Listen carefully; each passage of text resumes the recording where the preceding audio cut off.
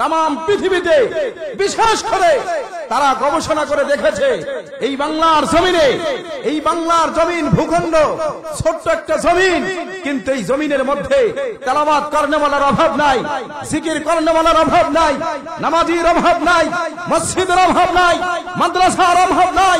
এদের ইমানি শক্তি বড় কঠিন, এদের ইসলাম, এদেরকে ইসলামকে ভালোবাসে, আল্লাহকে ভালোবাসে, রাসূলকে ভালোবাসে।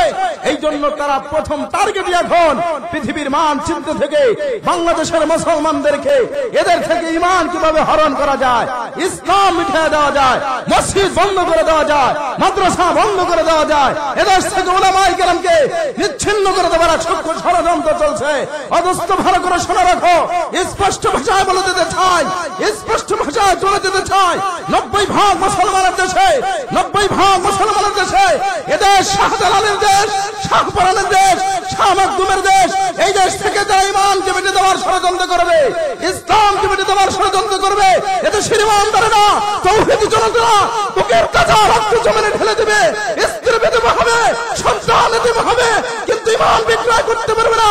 ঈমানের বিপক্ষে করবে, তাদের বিপক্ষে প্রয়োজন হলে যুদ্ধ করবে, লড়াই করবে, মাঠে নামবে, রক্ত দিতে হলে রক্ত দিবে। কারা কারা রাজি আছেন তো হাত তুলে আল্লাহকে দেখা দেন, তো হাত তুলে আল্লাহকে দেখান। বলেন ঈমানের দাম আছে না নাই? আর আওয়াজ দিয়ে বলেন আছে না নাই? আচ্ছা, একজন হাত তুলে বলেন তো আমি সারা জীবন কোনোদিন মরবো না। পারবেন? আরে কথা বলেন, পারবেন? মৃত্যু যেহেতু হবে, মরণ যেহেতু হবে, মৃত্যুর পরে আপনার এই জীবনের যত কাজ আছে একটিও কাজে আসবে না, ওইটাই কাজে আসবে যেটা আখিরাতের জন্য করেছেন, ঈমানের জন্য করেছেন। মৃত্যুর পরে ঈমানটা যদি থাকে, আমলের পুঁজি যদি থাকে, রব্বে কারীম আপনার জন্য কানাত লাহুম জান্নাতুল ফিরদাউসি নুজুলা, আল্লাহর জান্নাত, জান্নাতুল ফিরদাউস দিয়ে আমাকে আপনাকে মেহমানদারি করবে। চিৎকার দিয়ে বলেন সুবহানাল্লাহ, সুবহানাল্লাহ। সম্মানিত সুধী, এজন্য যারা বাহিরে ঘোরাফেরা করছেন, এই সমস্ত মজলিস হলো ঈমানই জাগরণ করার মজলিস, ঈমানের ব্যাটারি ফিউজ হয়ে যায়, চার্জ দেওয়ার মজলিস।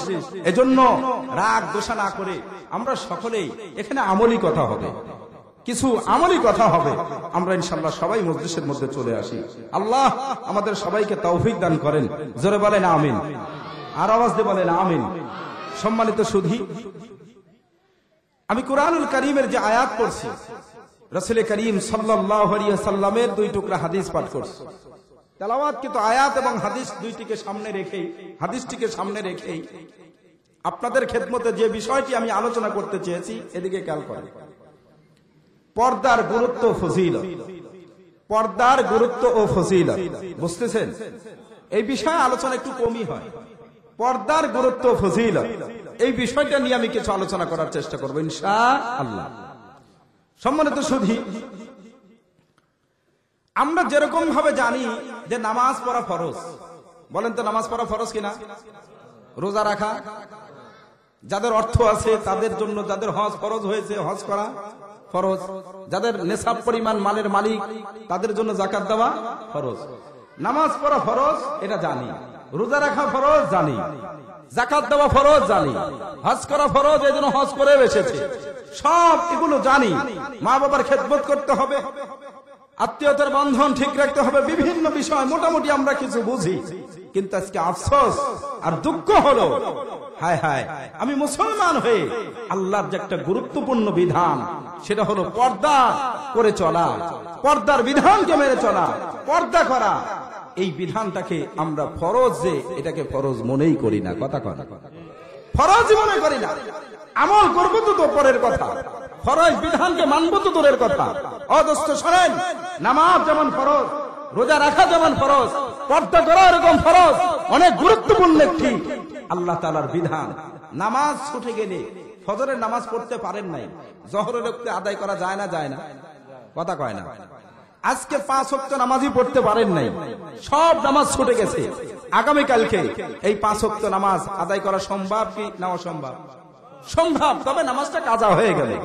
তাহলে নামাজ ছুটে গেলেও, কাজা হলেও সেটার কাজা করা যায়, আবার ওটাকে পুনরায় পড়া যায়। কিন্তু পর্দা এমন একটা বিধান যেটা ছুটে গেলে এটার কোনো কাজাও করা যায় না। কথা কথা কাজা করা যায়, কাজা করা যায়। এজন্য অত্যন্ত গুরুত্বপূর্ণ একটি বিধান, যেই বিধানকে লঙ্ঘন করলে শুধু আপনার ব্যক্তিকেন্দ্রিক ক্ষতি নয়, আপনি ব্যক্তিও ক্ষতিগ্রস্ত হবেন, পরিবার ক্ষতিগ্রস্ত হবে, সমাজ ক্ষতিগ্রস্ত হবে, দেশ সমাজ ক্ষতিগ্রস্ত হবে, আন্তর্জাতিক লেভেলের সর্ব সেক্টরে এই পর্দার বিধান লঙ্ঘন করার কারণে ক্ষতিগ্রস্ত হবে। এই জন্য পর্দার বিধান লঙ্ঘন না করে পর্দার বিধান মেনে চলা অতীব গুরুত্বপূর্ণ একটি হুকুম। আল্লাহ তাআলা আমাদের সকলকেই তৌফিক দান করেন, বলেন আমিন। রাসূল করিম সাল্লাল্লাহু আলাইহি ওয়াসাল্লাম হাদিসের মধ্যে বলেন, আল্লাহর রাসূল বলেন, নবীজি বলেন, তিন শ্রেণীর মানুষ, এদিকে খেয়াল করে মনোযোগ দেন, এই বাচ্চারা কথা বলো না, এখানে হই হুল্লা করতেছে, কথা বলো না। রাসূল করিম সাল্লাল্লাহু আলাইহি ওয়াসাল্লাম বলেন, তিন শ্রেণীর মানুষ কাল কিয়ামতের ময়দানে এরা জান্নাতে তো যাইতে পারবেই না, জান্নাতের ঘ্রাণও পাবে না। ভালো করে খেয়াল করেন, নবীজি বলেন তিন শ্রেণীর মানুষ এরা জান্নাতের ঘ্রাণও পাবে না, এদের ঠিকানা হবে জাহান্নাম, এদের ঠিকানা হবে জাহান্নাম। এরা জান্নাতে যাইতে পারবে না, জান্নাতের ঘ্রাণ পাবে না। নবীজি বলেন এই তিন শ্রেণীর মধ্যে এক নাম্বার হলো মা বাবার নাফরমান সন্তান, মা বাবার অবাধ্য সন্তান, যেই সন্তান মার কথা মানে না, বাবার কথা মানে না, মার মনে কষ্ট দেয়, বাবার মনে কষ্ট দেয়, বাবার মনে কষ্ট দেয়, মার মনে আঘাত দেয়, বাবার মনে আঘাত দেয়, মা বাবার কোনো কথাই মানে না, অবাধ্য সন্তান। নবীজি বলেন সে জাহান্নামে যাবে, জান্নাতের ঘ্রাণও পাবে না, জান্নাত তো পাবে না, জান্নাতের ঘ্রাণও পাবে না, ওর ঠিকানা হবে জাহান্নাম। জোরে বলেন নাউজুবিল্লাহ। নাম্বার দুই, রাসূল করিম সাল্লাল্লাহু আলাইহি ওয়াসাল্লাম বলেন দুই নম্বরে যারা জান্নাতের ঘ্রাণ পাবে না, জাহান্নামে যাবে, এদের মধ্যে দুই নম্বর হলো ওই পুরুষ যে পুরুষ হয়ে মহিলার পোশাক পরিধান করে, পুরুষ হয়ে মহিলার পোশাক পরিধান করে, ওই মহিলা যেই মহিলা হয়ে পুরুষের পোশাক পরিধান করে, ওই মহিলা যে পুরুষের পোশাক পরিধান করে, পুরুষ হয়ে নারীর পোশাক পরিধান করে, নারী হয়ে পুরুষের পোশাক পরিধান করে। আওয়াজ দিয়ে বলুন তো এই জাতের পুরুষ, এই জাতের মহিলা আমাদের সমাজে আছে না নাই? আরে ভাই আস্তে কথা বলবেন, আছে না নাই? পুরুষ হয়ে মহিলার পোশাক পরিধান করে আর মহিলা হয়ে পুরুষের পোশাক পরিধান করে। আপনার নান্দাইলে আছে কিনা জানি না। ও দোস্ত আমার, ভালো করে শোনো, ভালো করে শোনো। আজকে পুরুষের পোশাক লম্বা হচ্ছে, মহিলাদের পোশাক খাটো হয়ে যাচ্ছে। কথা বলেন, এক সময় ফুল প্যান্ট পুরুষ পরতো, পুরুষের পোশাক, যদিও এটা ইসলামী পোশাক নয়, যদিও এটা ফুল প্যান্ট পরাটা এটা ইসলামী পোশাক নয়, তারপরেও পুরুষ পরছে এই ফুল প্যান্ট, নারীরা পরে নাই। এখন মহিলারা ফুল প্যান্ট পরা শুরু করছে, কথা কয় না, আছে না নাই? মহিলা ফুল প্যান্ট পরে, এরপরে গেঞ্জি গায়ে দেয়, হাফ হাতা গেঞ্জি নয়। ঢাকা শহরে আপনার দৃশ্য দেখলে আপনার মাথা নষ্ট হয়ে যাবে, আপনি মনে করতে পারবেন না যে এটা কি মুসলিম দেশ কিনা, এই দেশে 90% মুসলমান বাস করে কিনা, আর সেও মুসলমান নারী কিনা।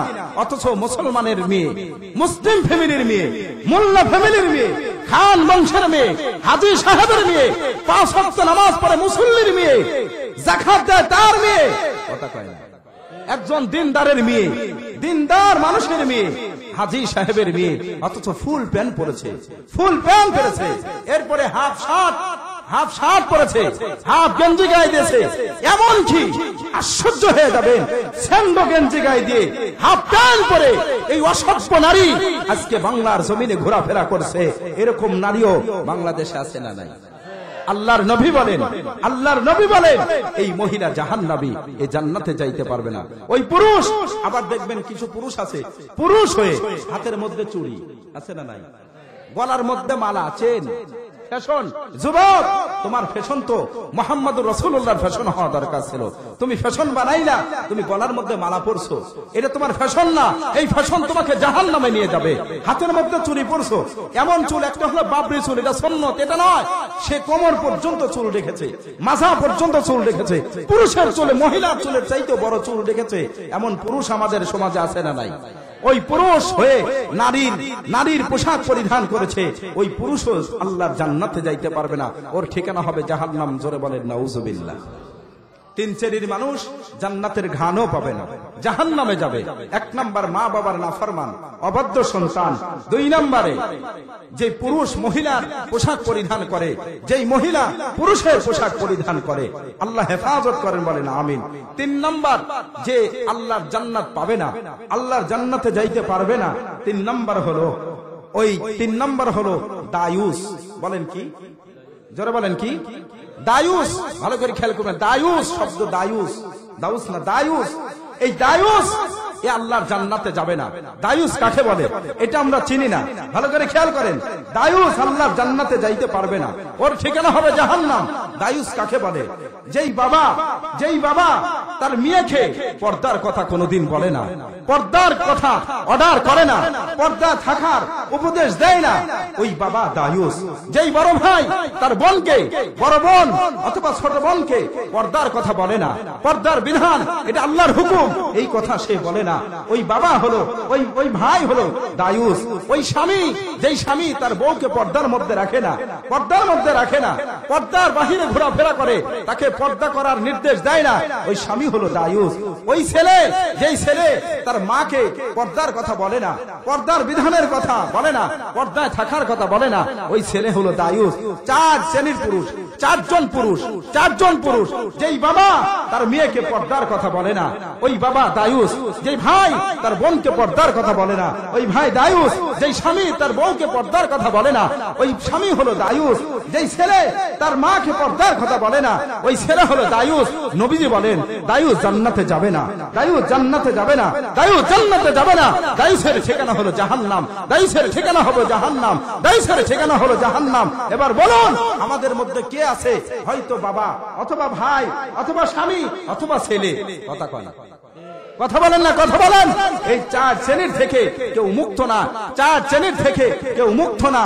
ও মুসলমান, ভালো করে শোনো, তুমি তো নামাজি হয়েছো, ভালো করে শোনো, তুমি নামাজ পড়ার পরেও তোমার মা, তোমার মেয়ে যদি পর্দা না করে, ওই নামাজিও দায়ুস।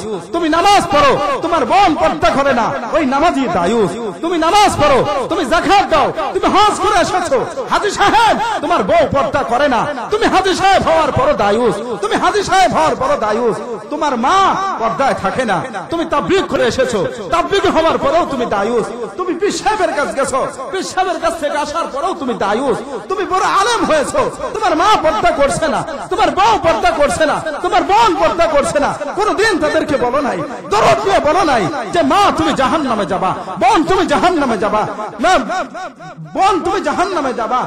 এরপরে তোমার বউকে তুমি বললা না, এই যে যাদেরকে বললাম না, আমি আমার অধীনস্থদেরকে বললাম না, এই 4 শ্রেণীর মানুষ হলো দায়ুস, এই 4 শ্রেণীর মানুষ হলো দায়ুস। নবীজি বলেন এই 4 শ্রেণীর মানুষ নামাজ পড়েও জাহান্নামী, রোজা রেখেও জাহান্নামী, নামাজ পড়েও জাহান্নামী, জিকির করেও জাহান্নামী, হজ করেও জাহান্নামী, তেলাওয়াত করেও জাহান্নামী। আল্লাহু আকবার। এই জন্য দোস্ত, আমাদের পর্দা, নিজেদেরও পর্দা করতে হবে, আমাদের অধীনস্থ যারা আছে তাদেরকেও পর্দার হুকুম করা দরকার আছে না নাই? আরো চিল্লা বলেন আছে না নাই? কষ্ট হচ্ছে, কষ্ট হচ্ছে। এই জন্য আল্লাহ রাব্বুল আলামিন বলেন, আগে আওয়াজ দিয়ে বলেন এই পর্দার হুকুমটা কার? আরো জোরে বলেন কার? আরো চিল্লা বলেন কার?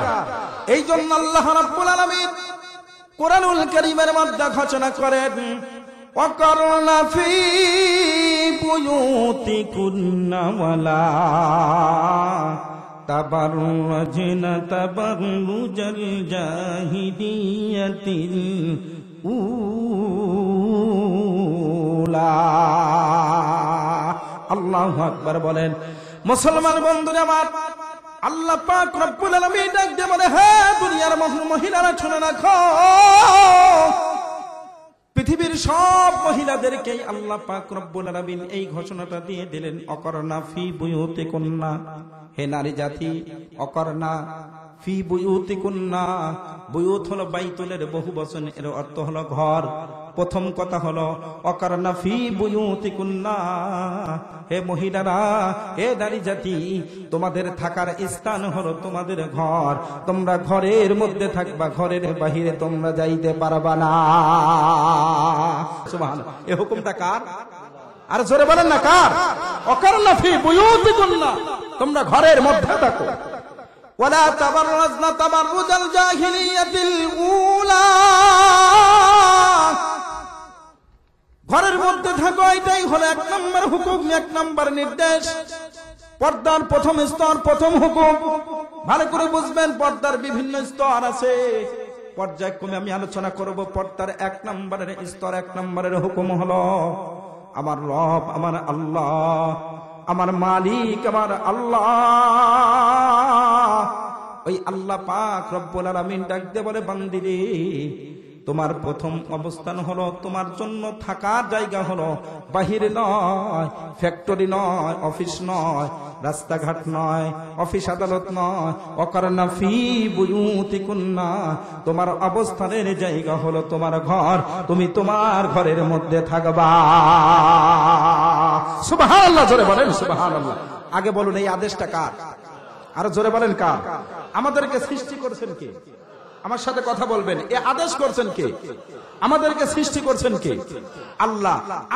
আমরা কোন জায়গায় থাকলে, মহিলারা কোন জায়গায় থাকলে শান্তি হবে, ওরা শান্তি পাবে, শৃঙ্খলা ঠিক থাকবে, ব্যক্তি পরিবার সমাজের মধ্যে অশান্তি আসবে না, আগুন লাগবে না, এই কথা আপনি আর আমি বেশি জানি না আল্লাহ জানে।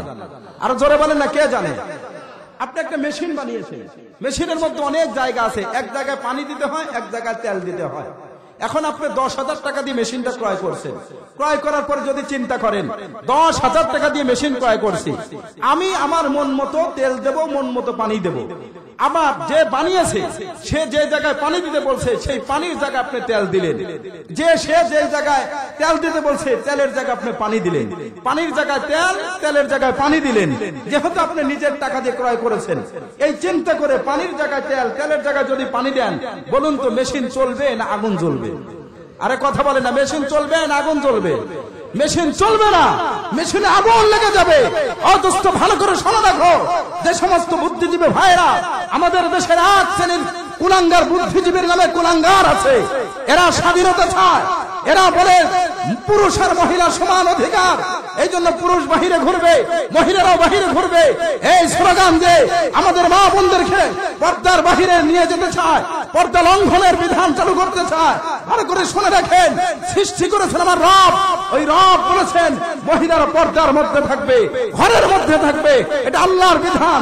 ওই মেশিনের মধ্যে তেলের জায়গায় পানি দিলে, পানির জায়গায় তেল দিলে যেরকম সমাজে যেরকম মেশিনে আগুন লাগে, মহিলাদের থাকার জায়গা ঘরের মধ্যে, ওই জায়গা থেকে পর্দার বিধান লঙ্ঘন করে যদি বাহিরে বেপর্দায় ঘোরাফেরা করে, স্পষ্ট কথা ভালো করে শুনে রাখো, শান্তি থাকবে না, পরিবারের মধ্যেও না, সমাজের মধ্যে না, দেশের মধ্যে না, প্রত্যেকটা জায়গার মধ্যে আগুন লেগে যাবে, অশান্তির আগুন লেগে যাবে। যে আগুন থামাইবার কোন মেশকো পানি পর্যন্ত মিলবে না, ওই আগুন কোনদিন নিভানো যাবে না। কথা বলেন ঠিক না ব্যাঠি? আজকে প্রত্যেকটা পরিবারে অশান্তি, প্রত্যেকটা পরিবারে অশান্তি, স্বামী শান্তিতে নাই, পরিবার শান্তিতে নাই, অশান্তির আগুন দাও দাও করে জ্বলছে, শান্তি নাই, শান্তি নাই। তার মূল কারণ হলো আল্লাহর এই বিধানকে লঙ্ঘন করেছে, এই বিধানকে লঙ্ঘন করেছে, এই জন্য এই অশান্তির আগুন দাও দাও করে জ্বলছে। কথা বলেন ঠিক না ব্যাটে? আমার ভাইরা, আমরা জানি সারা দেশের মধ্যে ইফটিজিং, ধর্ষণ, এক সময় কোন ইফটিজিং ধর্ষণের কল্পনাও করতে পারে নাই মানুষ, অথচ আজকে বাংলাদেশে 90% মুসলমানের দেশে ইফটিজিং আর ধর্ষণ, বলুন তো আওয়াজ দিয়ে বলুন, কমছে না বাড়ছে? আরে কথা বলে না, কমছে না বাড়ছে? দিন দিন বেড়ে চলছে। ইফটিজিং কে না বলুন, ধর্ষণকে না বলুন, আইন পাস হইতেছে। ইফটিজিং কে না বলুন, ধর্ষণকে না বলুন, আইন করা হয়েছে, সরকারি ভাবে আইন করা হয়েছে, কিন্তু আইন আইনের জায়গায় রয়েছে। আওয়াজ দিয়ে বলুন, ধর্ষণ বন্ধ হয়েছে, ইফটিজিং বন্ধ হয়েছে নাকি বাড়ছে? আরে কথা কয় না, বন্ধ হয়েছে না বাড়ছে? বাড়ছে। তার কারণ, ও দোস্ত, আল্লাহর বিধানকে লঙ্ঘন করেছো। ভালো করে মনে রাখো, আপনাদের দেশে শুটকি মাছ আছে না? শুটকি মাছ, এটা বড় মজার জিনিস। শুটকি মাছ, মনে করেন এটা শুটকি মাছ। এই শুটকি মাছ যদি বিড়াল, চেনেন বিড়াল? শুটকি মাছ যদি বিড়ালের সামনে রাখেন আর বিড়ালকে যদি লাঠির ভয়ে দেখেন, এই বিড়াল, এই যে শুটকি মাছ এই রাখলাম, খবরদার বিড়াল তুমি এই শুটকি মাছ খাইবা না। বিড়ালকে আপনি লাঠির ভয় দেখাচ্ছেন যে তুমি শুটকি মাছ খাইবা না। বিড়াল প্রথমে আপনার লাঠির ভয় দেখে লাঠি দেখে ভয় পাবে, শুটকিকে প্রথম দিকে শুটকির দিকে আগাবে না, আক্রমণ করবে না। কিন্তু কিছু সময় অপেক্ষা করার পরে শুটকির ঘ্রাণ যখন বিড়ালের নাকের মধ্যে যাবে, এবার বিড়াল আর নিজেকে কন্ট্রোল করতে পারছে না, কারণ শুটকি খায়া অভ্যস্ত হলো বিড়াল। কথা কন। বিড়াল এবার বলে, তুমি আমাকে লাঠির ভয় যতই দেখাও, লাঠি কেন, লাঠি দিয়ে বাড়িয়ে যদি আমার মাথাও ফাটাও, আমাকে যদি জেলখানা নিয়ে যাও, ফাঁসির কাষ্ঠে ঝোলাও, জেলখানা যাইতে রাজি, ফাঁসির কাষ্ঠে ঝুলতে রাজি, কিন্তু শুটকি ছাড়তে রাজি না। কথা কন। আরো জোরে বলেন।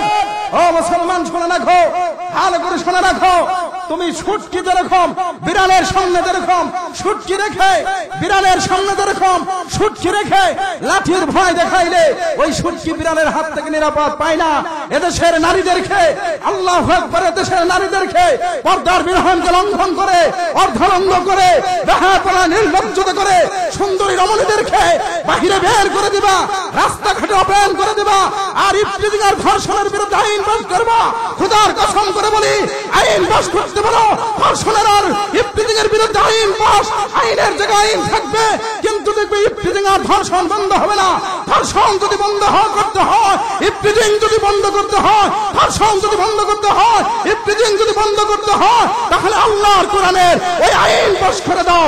অকরনা ফি বুয়ুতিকুন্না, মহিলা তুমি তোমার ঘরের মধ্যে থাকো, তাহলে দেশের মধ্যে কোনো ইফতিজিং থাকবে না, ধর্ষণ থাকবে না, মা বোনরা নিরাপদে থাকবে, পরিবার, দেশ, সমাজ শান্তি হবে, এ দেশের মধ্যে আল্লাহর রহমত নাজিল হবে। কথা বলেন ঠিক না বেঠিক? আমার ভাইরা, এখন একটা প্রশ্ন হইতে পারে, বিরক্ত হচ্ছেন? একটা প্রশ্ন হইতে পারে, হুজুর মা বোনরা কি সবসময় খালি ঘরের মধ্যেই থাকবে, তাহলে কি এরা বাহিরে যাবে না? এদের কি বাহিরে কোনো কাজকর্ম নাই? হ্যাঁ, অকরনা ফি বুয়ুতিকুন্না, এটা হলো পর্দার প্রথম স্তর। আয়াতের শেষের দিকে পড়লেই তো বোঝা যায়, হ্যাঁ বাহিরে যাইতে পারবে। নবীজি হাদিসের মধ্যে বলছেন, আদিনা লাকুন্না আন তাখরুজনা লিহাজাতিকুন্না, হ্যাঁ মহিলারা তোমরা বাহিরে যাইতে পারবা বিশেষ প্রয়োজনে। তোমার বিরুদ্ধে মামলা হয়ে গেছে, কোর্টে যাইতে হবে, তুমি অসুস্থ, ডাক্তার ছাড়া তোমার হচ্ছে না, হাসপাতালে যাইতে হবে, তোমার বাবার বাড়ি যাইতে হবে, বিশেষ বিশেষ প্রয়োজনে তোমাকে বাহিরে বের হওয়ার অনুমতি আছে, বাহিরে বের হওয়ার অনুমতি আছে। তবে কিভাবে? যে কোনো ভাবে না, তোমার মন মতো না, তোমার মন চাই মতো না।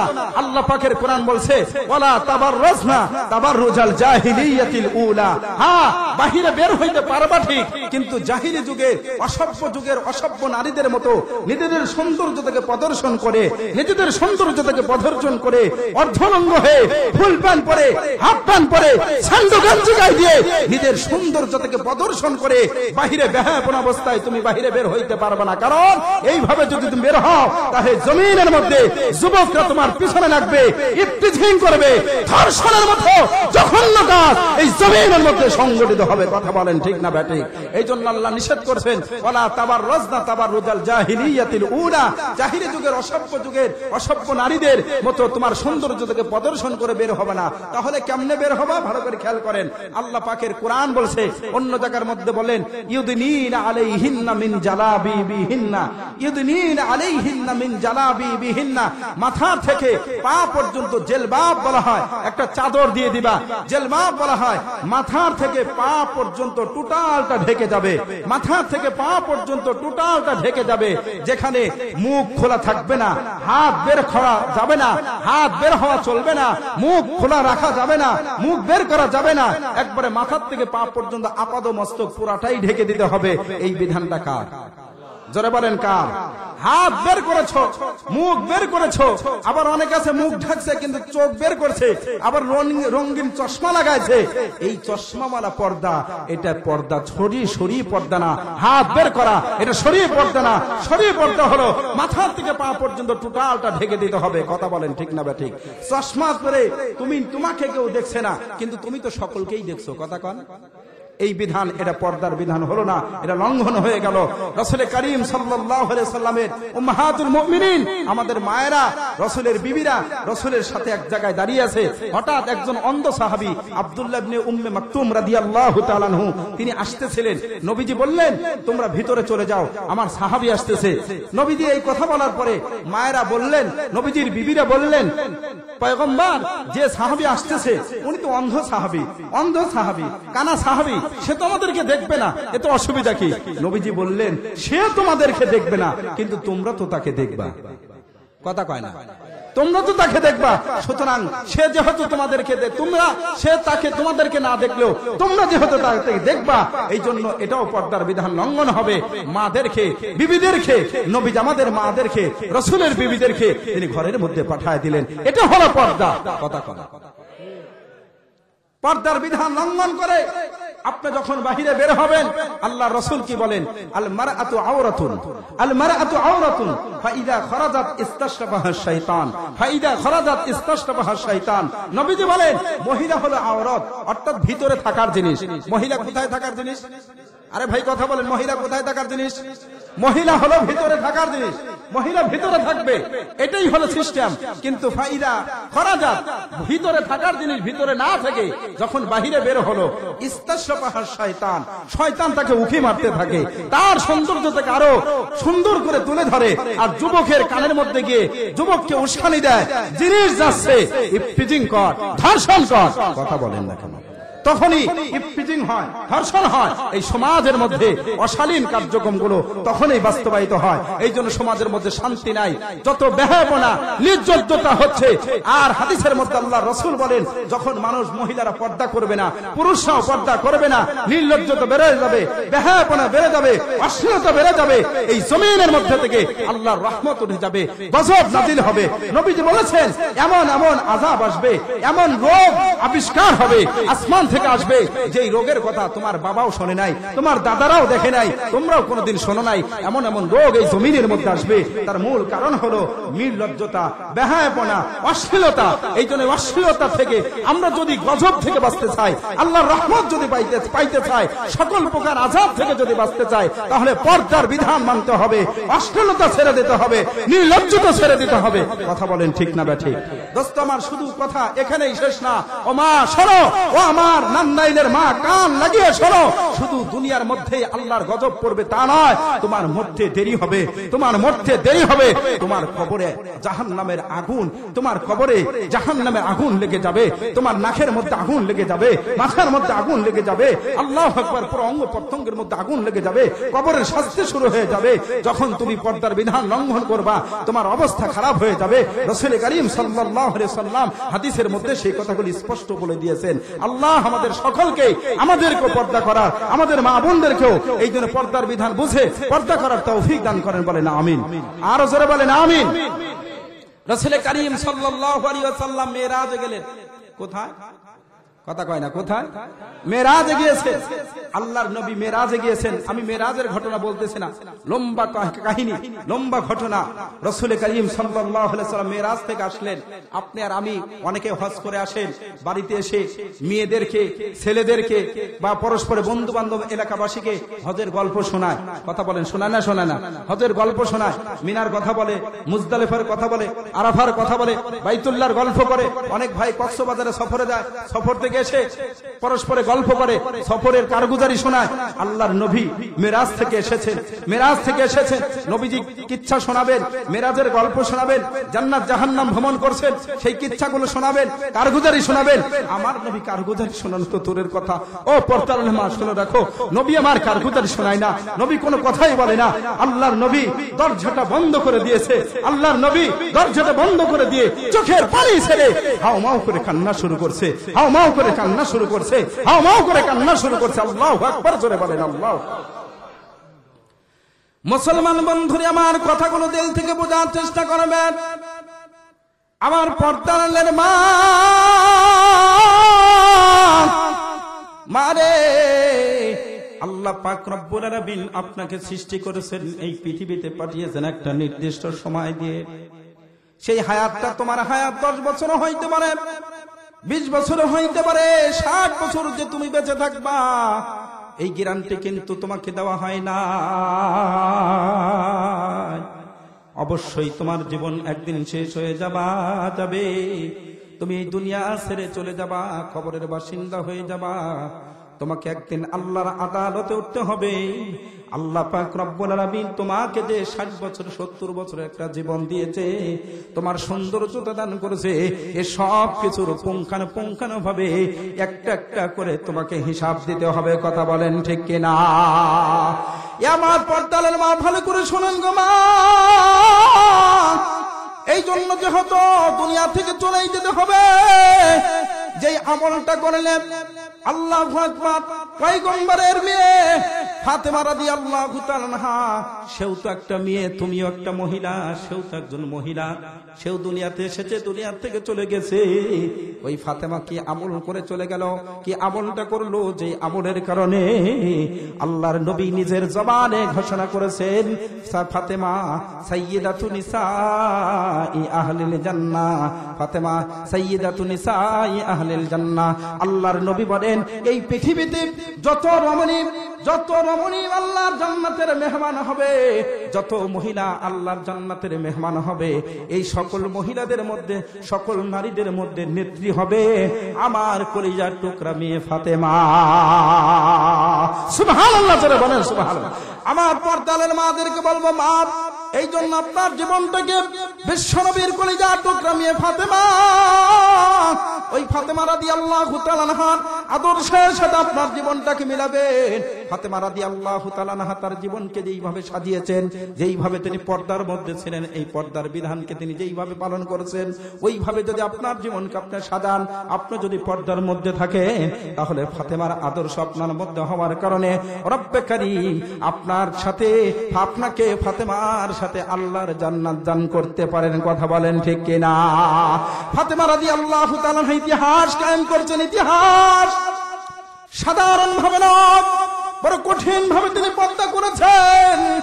ফাতেমা রাদিয়াল্লাহু তাআলা বিশ্বনবী যখন মেরাজ থেকে চলে আসছেন, কারগুজারি শোনাবে দূরের কথা, কোন কথা বলবে দূরের কথা, আল্লাহর নবী দরজাটা বন্ধ করে, মায়ার নবী আমার চোখের পানিগুলো ছেড়ে দিয়ে কান্না শুরু করেছে, হাউমাউ করে কান্দে। ফাতেমা রাদিয়াল্লাহু তাআলা আনহা বিশ্ব নবীর দরজার কাছে চলে গেলেন, আল্লাহর পয়গম্বরের দরজা গিয়ে নক করলেন, ওগো বাবা, আপনি দরজাটা খুলে দেন, বাবা গো, আপনি দরজাটা খুলে দেন। কারণ আমার নবীর এক মুহূর্তের জন্য মনটা খারাপ হইলে ফাতেমা এক মুহূর্ত বরদাস্ত করতে পারতেন না। নবীজিও ফাতেমাকে বেশি ভালোবাসতেন, ফাতেমাও পয়গম্বরকে বেশি ভালোবাসতেন। বলেন সুবহানাল্লাহ। এই জন্য রাসূল কারীম সাল্লাল্লাহু আলাইহি সাল্লাম মাঝে মধ্যে ডেকে বলতেন, ফাতেমা, ফাতেমা রে, আমার সব মেয়েরা হলো আমার মেয়ে, আর তুমি ফাতেমা হলো, আমি ছোটবেলায় আমি মা হারিয়েছি, তুমি আমার শুধু মেয়ে না, তুমি আমার মা। সুবহানাল্লাহ, সুবহানাল্লাহ। এই জন্য মা ফাতেমা বলে, এটা রাসূলের জন্য, তবে আমাদের জন্য না। আমার বন্ধুরা, কথাগুলো দিল থেকে শোনা, বোঝার চেষ্টা করবেন। পর্দার মা, ভালো করে শোনেন, ফাতেমার পর্দার কথা বুঝাইতে চাচ্ছি। ফাতেমা রাদিয়াল্লাহু তাআলা আনহা এবার ঘরের মধ্যে এসে নক করলেন, পয়গম্বর, ওগো বাবা, আপনি কেন কান্দেন? দরজাটা একটু খুলে দেন। একবার, দুইবার, তিনবার যখন বলছে, মায়ার নবী আবার দরজাটা খুলে দেন। নবীজি দরজা খুলছে ঠিক, কিন্তু আল্লাহর পয়গম্বর নবীজি দরজা খুলে দিয়েছে, কিন্তু নিজেকে কন্ট্রোল করতে পারছে না, চোখ দিয়ে পানি পড়তেছে, বুক ফেটে কান্না, আমার নবীর কান্না বন্ধ হয় না। ফাতেমা রাদিয়াল্লাহু তাআলা আনহা নবীজির কাছে চলে গেলেন, অনেক সান্ত্বনা দিলেন, ডাক দিয়ে বলে, পয়গম্বর, বাবা গো, আপনি কেন কান্দেন? এইভাবে কান্নাকারি করতেছেন, হাউমাউ করে কাঁদতেছে, আপনি বুঝি আপনার মার কথা মনে পড়ছে? ছোটবেলায় মা হারিয়েছে, ওই মার কথা কি আপনার মনে পড়ছে? এই জন্য আপনি কান্দে। নবীজি আমার ডাক দিয়ে বলে, ফাতেমা রে, না না ফাতেমা না, এ ফাতেমা, আমার মার কথা মনে পড়ে নাই, আমি পয়গম্বর মার জন্য কান্দি না। ফাতেমা রাদিয়াল্লাহু তাআলা আনহা বললেন, পয়গম্বর গো, আমার বাবা, তাহলে কি আপনি আপনার বাবার কথা মনে পড়ছে, এই জন্য কান্দেন? নবীজি আমার বলে, না ফাতেমা রে, আমার বাবার কথা মনে পড়ে নাই, আমি বাবার জন্য কান্দি না। বলে, তাহলে কেমনে কান্দেন? ও দোস্ত আমার নবী এমনি রহমতের নবী ছিল, মায়ার নবী ছিল। নবী আমার উম্মতের দরদ নিয়ে চলতেন। উম্মতের এক মুহূর্ত কষ্ট হবে, উম্মতের কষ্টের কথা ভাবনা করে রাসূল সহ্য করতে পারতেন না। আল্লাহর পয়গম্বর ফাতেমাকে ডাক দিয়ে বলে, ফাতেমা রে, আমি মেরাজে গিয়েছিলাম, মেরাজ থেকে এসেছি, তোমার গল্প শোনাবো কেমনে আমার কলিজা ফেটে যায়। ফাতেমা বলে, আপু কি হয়েছে খুলে বলেন। বিশ্বনবী ডাক দিয়ে বলে, ফাতেমা, আমি যখন মেরাজে গেলাম, আমার সফর সঙ্গী ছিল জিবরাইল আমিন আলাইহিস সালাতু ওয়াস সালাম। জিবরাইল যখন আমাকে জান্নাত ভ্রমণ করাইলো, আমি জান্নাত দেখলাম, আমি পয়গম্বরের দিল ঠান্ডা হয়ে গেল, আমার মনটা ভালো হয়ে গেল। সুবহানাল্লাহ, জোরে বলেন সুবহানাল্লাহ। ফাতেমা রে, কিন্তু যখন জিবরাইল জাহান্নামের মধ্যে আমার নিয়ে গেল, জাহান্নামটা ভ্রমণ করলাম, ও মা ফাতেমা, জাহান্নামের এক জায়গার মধ্যে আমি গিয়ে যখন দাঁড়াইলাম, ইলাহা ইল্লাল্লাহু মুহাম্মাদুর রাসূলুল্লাহ, সকলে বলি সাল্লাল্লাহু আলাইহি ওয়াসাল্লাম।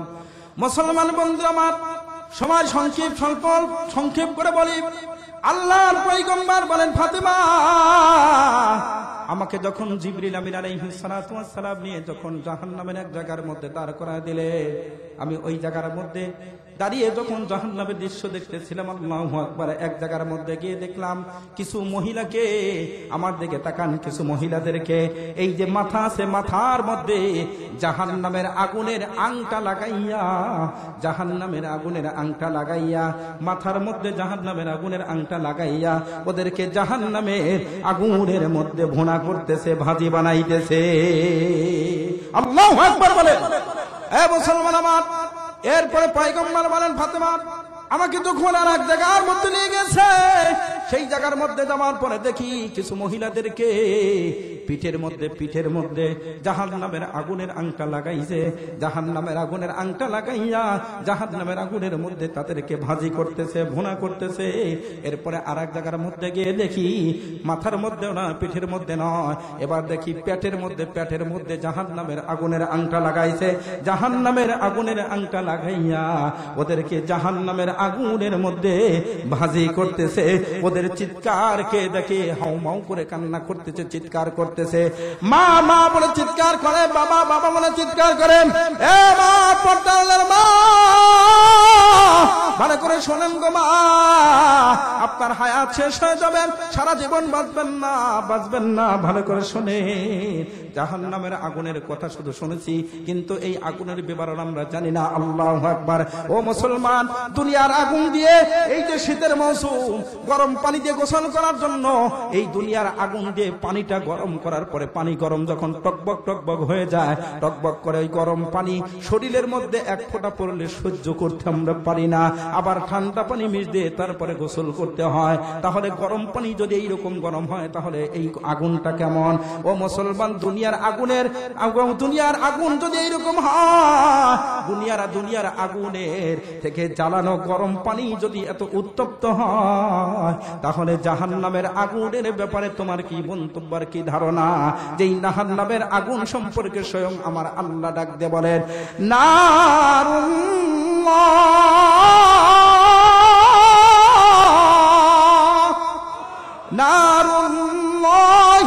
মুকাদাতুল্লাতী তাত্তালিউ আলাল আফইদা।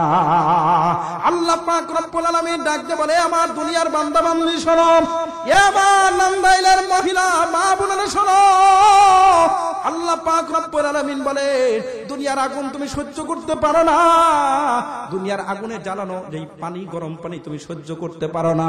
এটাই যদি সহ্য না করতে পারো, এটা তো মানুষের প্রচলিত কথা। আর জাহান্নামের আগুন সম্পর্কে স্বয়ং আমার আল্লাহ ডাক দিয়ে বলে, নারুল্লাহিল মুকাদা, যেই আগুনটাকে স্বয়ং আমার আল্লাহ প্রজ্বলিত করেছে, আল্লাহ প্রজ্বলিত করেছে, বরং উত্তপ্ত হবে, বড় প্রখর হবে, বড় কঠিন হবে। আল্লাতী তাত্তালিউ আলাল আফইদা, দুনিয়ার আগুন হাতে লাগলে হাত পড়ে যায়, পায়ে লাগলে পা পড়ে যায়। আর আমার আল্লাহ ডাক দিয়ে বলে, না না না, আমার বান্দিরে, পর্দা না করে তুমি জাহান্নামের মধ্যে যাইবা, সহ্য করতে পারবা না।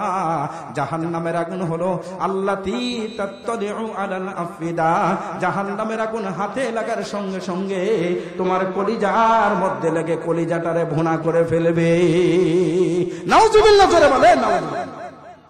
বিশ্বনবী এবার জিবরিল আমিন আলাইহিস সালাতু ওয়াস সালামকে জিজ্ঞাসা করলেন, ও জিবরাইল, ও ভাই জিবরাইল, এই যে জাহান্নামের মধ্যে 3 শ্রেণীর মহিলাদেরকে এইভাবে কষ্ট দেওয়া হয়, মাথার মধ্যে আগুনের আংটা লাগানো হয়েছে, পেটের মধ্যে আগুনের আংটা লাগানো হয়েছে, পিঠের মধ্যে আগুনের আংটা লাগানো হয়েছে, এরা হাউমাউ করে কাঁদতেছে, কিন্তু সাহায্য করার বাছাইবার তো কেউ নাই। এরা কারা? এরা কারা? এদের পরিচয়টা কি? ও মুসলমান, ও আমার পর্দারের মা বন্ডে, ভালো করে শোনেন, এরা অন্য কেউ নয়, অন্য কেউ নয়। জিবরিল আমিন আলাইহিস সালাতু ওয়াস সালাম বলে, পয়গম্বর গো, ওগো পয়গম্বর, এরা অন্য কেউ নয়, অন্য কেউ নয়, এরা আপনার উম্মতের ওই সমস্ত মহিলা, আপনার উম্মতের ওই সমস্ত মহিলা যারা পর্দা, যাদের মাথার মধ্যে আগুনের আংটা লাগাইছে, এরা হলো ওই মহিলা যারা বাহিরে বেপর্দা ভাবে মাথার চুলকে খুলে ঘুরে ঘুরে বেড়াইতো, মাথার মধ্যে কোনো কাপড় দিত না, বেপর্দায় চলতো, চুলগুলো বের করে অন্য পর পুরুষের সামনে দিয়ে চলতো। রিকশাওয়ালার চুল দেখেছে, ভ্যানওয়ালার চুল দেখেছে, বাহিরের মানুষের চুল দেখেছে, সবার সামনে মাথার মধ্যে কোনো কাপড় নাই, বেপর্দা অবস্থায় চলতো।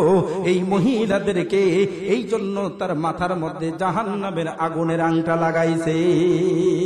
জোরে বলেন না নাউজুবিল্লাহ। যেই সমস্ত মহিলাদেরকে পেটের মধ্যে লাগাইছে, এরা পেট খুলে ঘুরতো, পেট বের করে ঘুরতো, যাদেরকে পিঠের মধ্যে লেগেছে লাগিয়েছে, এরা হলো পিঠ বের করে বাহিরে ঘোরাফেরা করতো। এবার বলুন তো দেখি, আমাদের সমাজে, আমাদের দেশে পিঠ বের করে ঘুরে, পেট বের করে ঘুরে, মাথার মধ্যে কোনো কাপড় দেয় না, ওড়না দেয় না, বুরকা পরে না, এমন মহিলা আমাদের সমাজে আছে না? না, আর জোরে বলেন আছে না নাই? ও মা শোনো, সাবধান হয়ে যাও মা, পেট বের করে, পিঠ বের করে, মাথার মধ্যে কোন ওড়না না দিয়ে, বুরকা না পরে বাহিরে ঘুরবা, তোমার অবস্থা হলো নবীজির হাদিস, মাথার মধ্যে তোমার জাহান্নামের আংটা লাগাবে, পেটের মধ্যে জাহান্নামের আংটা লাগাবে, পিঠের মধ্যে জাহান্নামের আংটা লাগাবে, কেউ তোমাকে বাঁচাইতে পারবে না, এই জাহান্নামের আগুন থেকে কেউ তোমাকে রক্ষা করতে পারবে না। আল্লাহ হেদায়েত দান করেন, বলেন আমিন। আর জোরে বলেন আমিন। আর পেট আর পিঠ বের করে, মাথার চুল বের করে যারা ঘুরতেছে, অশ্লীলতা, বেহায়াপনা, নির্লজ্জতা সয়লাব হয়ে যাচ্ছে। এই পেটের মধ্যে যেই পেট বাইর করে আপনি বাহিরে ঘুরছেন, পিঠ বাইর করে বাহিরে ঘুরছেন, এই পেটের মধ্যে কোনদিন আনোয়ার শাহ কাশ্মীরি আসবে না, শাহজালাল পয়দা হবে না, এখান থেকে সালমান শাহ আর বদমাইশ লম্পট পয়দা হবে। কথা বলেন ঠিক না ব্যাটি? আমার ভাই, আর একটা ঘটনা বলে আমি শেষ করছি। খাজা মঈনুদ্দিন চিশতি রাহমাতুল্লাহ আলাইহি, মা আপনারা শোনেন, আপনি যদি আপনার সন্তানকে খাজা মঈনুদ্দিন চিশতি বানাইতে চান, আনোয়ার শাহ কাশ্মীরি বানাইতে চান, ওই শাহজালাল ইয়ামানি রহমাতুল্লাহর মতো বুজুর্গ পয়দা করতে চান, ময়মনসিংহের বড় আলেম পয়দা করতে চান, আল্লামা মুহাম্মদ শফির মতো যোগ্য সন্তানের মা যদি হইতে চান, তাহলে পেট আর পিঠ বের করে নেয়, মাথার চুল বের করে নেয়, পেট আর পিঠ ঢেকে মাথার চুলগুলোকে পর্দার মধ্যে নিয়ে যান, হালাল ভক্ষণ করেন, পর্দার মধ্যে থাকেন, ওযুর সাথে থাকেন, রব্বে কারীম আপনার গর্ভের মধ্যে আনোয়ার শাহ কাশ্মীরি তৈরি করবে, ময়মনসিংহের সবচেয়ে বড় আলেম পয়দা করবে, আল্লামা মুহাম্মদ শফি নাই, আহমদ শফির উত্তর সরি আপনার পেটের মধ্যে আল্লাহ তাআলা পাঠায় দিবে। কথা বলেন ঠিক না ব্যাটি?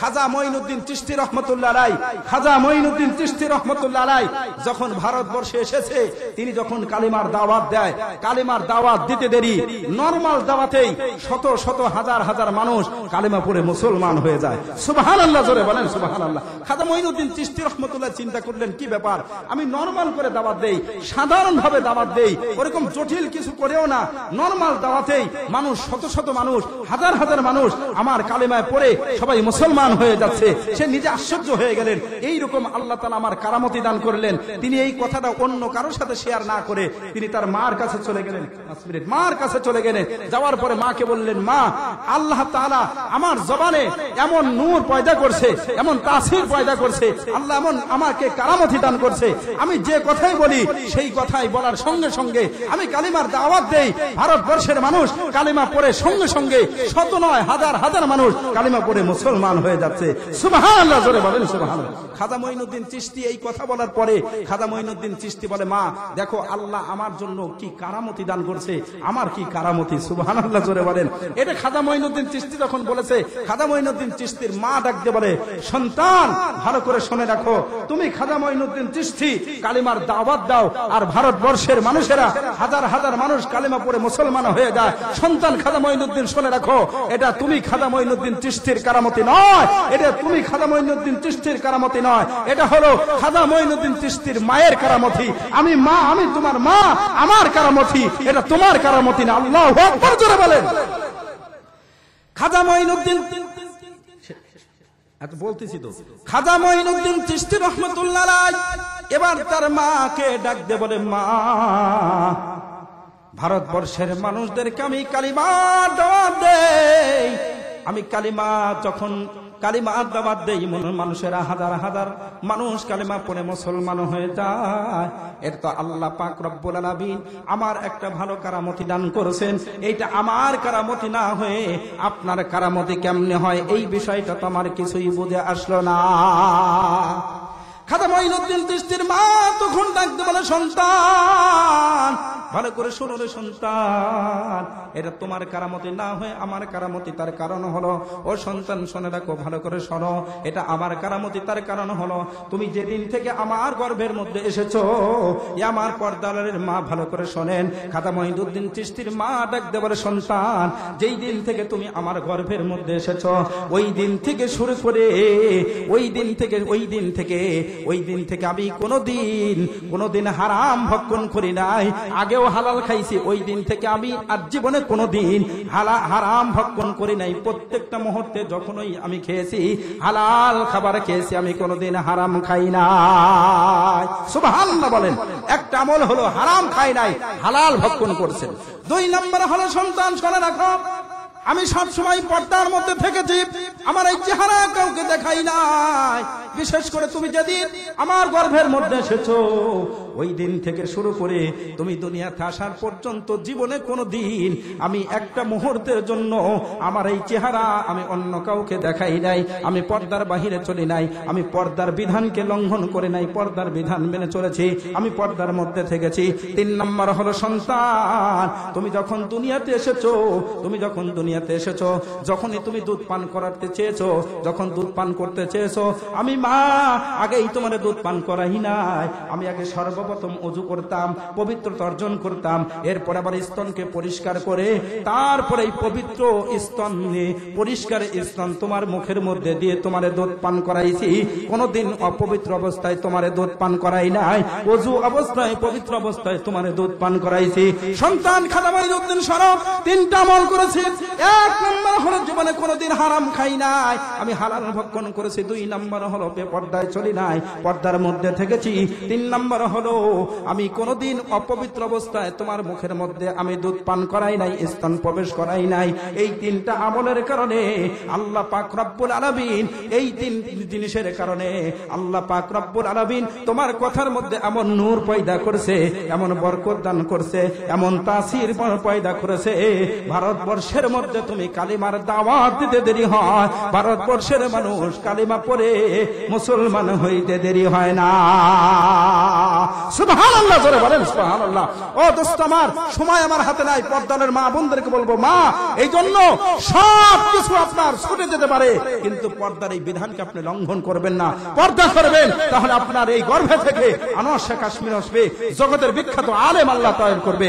আল্লাহ পাক আমাদের সবাইকে তৌফিক দান করেন। সকলেই বলেন আল্লাহুম্মা আমিন।